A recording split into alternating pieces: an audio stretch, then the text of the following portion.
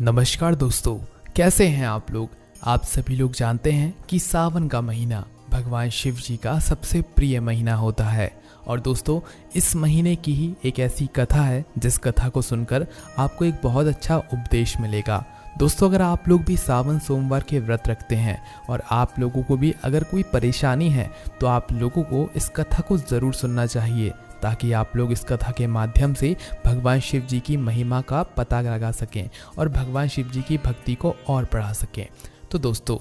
एक बार की बात है जब दो भक्त, बहुत ही बड़े भक्त थे, जो भगवान शिव जी की निरंतर नित्य पूजा आराधना करते रहते थे। दोस्तों, वो दोनों अपने घर से कई किलोमीटर दूर रहते थे, क्योंकि वो बाहर पढ़ाई किया करते थे। अब दोस्तों, होता क्या है कि भाई उनकी पढ़ाई के समय के कुछ समय बाद ही सावन का महीना आता है। जब सावन का महीना आता है तो दोनों के मन में आता है कि हम लोग तो पढ़ाई कर रहे हैं, हम लोग तो सुबह से निकलते हैं तो शाम को घर वापस आते हैं, तो इस सावन के महीने में हम ऐसा क्या करें जिससे कि हम भगवान शिव जी की पूजा आराधना कर सकें। दोनों जो लड़के थे वो बहुत ही मेहनती थे, अच्छी पढ़ाई करते थे और हमेशा क्लास में अव्वल भी आते थे।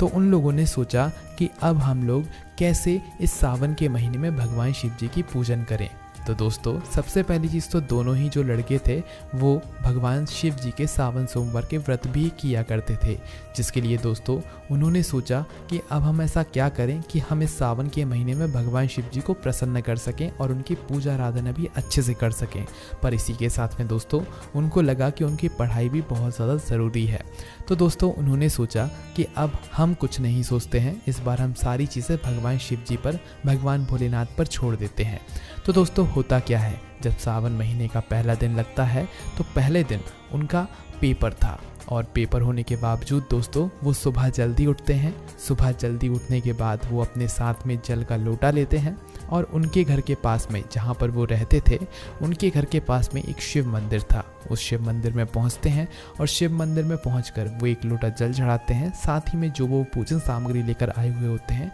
उसे भी वो उनके ऊपर समर्पित करते हैं। उसके बाद वो हाथ जोड़कर भगवान से प्रार्थना करते हैं कि हे भगवान, सावन महीने का आज पहला दिन है और आज हमारा पेपर है, अब हम कैसे आपकी जो पूजन है वो पूरे महीने भर करेंगे। तो दोस्तों, इसके बाद क्या होता है कि वो सुबह सुबह जल्दी शिव जी पर जल चढ़ाकर अपने घर पर वापस लौटते हैं और अपने पेपर देने की तैयारी में लग जाते हैं और कॉलेज के लिए निकल जाते हैं। जब वो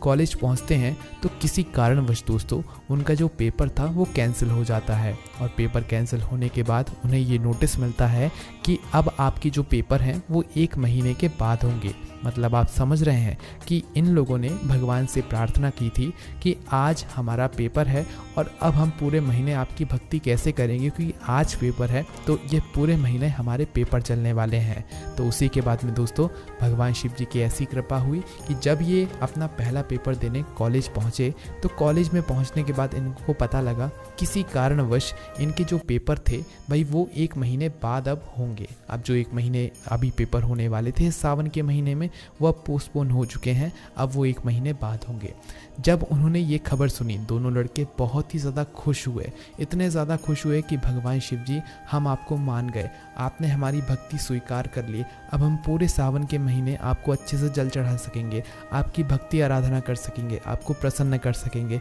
साथ ही में हम पढ़ाई भी करेंगे, हम पढ़ाई को नहीं छोड़ेंगे, क्योंकि हमें आगे बढ़ना है और आपका नाम भी रोशन करना है, क्योंकि हम दोनों आपके ही तो पुत्र हैं। तो इस तरीके से दोस्तों जब उन्होंने ये बात सुनी तो वो बहुत ज़्यादा खुश हुए, और खुश होने के बाद उनका जो सावन का महीना था वो शुरू हुआ। और दोस्तों पेपर अगले महीने होने वाले थे, तो कॉलेज वालों ने उन्हें इस महीने की पूरी छुट्टियां दे दी थी अपने आने वाले पेपर की तैयारी करने के लिए। जिसके बाद दोस्तों दोनों ही लड़के पूरे सावन में भगवान शिव जी की बहुत आराधना की है। उन्होंने भगवान शिव जी को प्रतिदिन नित्य जल चढ़ाया और उनकी पूजा आराधना की, प्रतिदिन बेलपत्र चढ़ाई, और कुछ समय के लिए वो भगवान शिव जी के मंदिर में बैठकर उनका जाप भी किया करते थे, उनको प्रसन्न भी किया करते थे, और हमेशा बोला करते थे कि भगवान शिव, आपने हमें बहुत कुछ दिया है, हमें आपसे कुछ नहीं चाहिए, हम तो आपसे बस सोचते हैं आपके सामने बैठकर और आप हमें वो ला कर दे देते हैं, तो आपकी जो कृपा है वो हम पर असीम है। उसके बाद में दोस्तों आप सभी लोगों को हमने बताया कि ये दोनों लड़के व्रत भी रखा करते थे।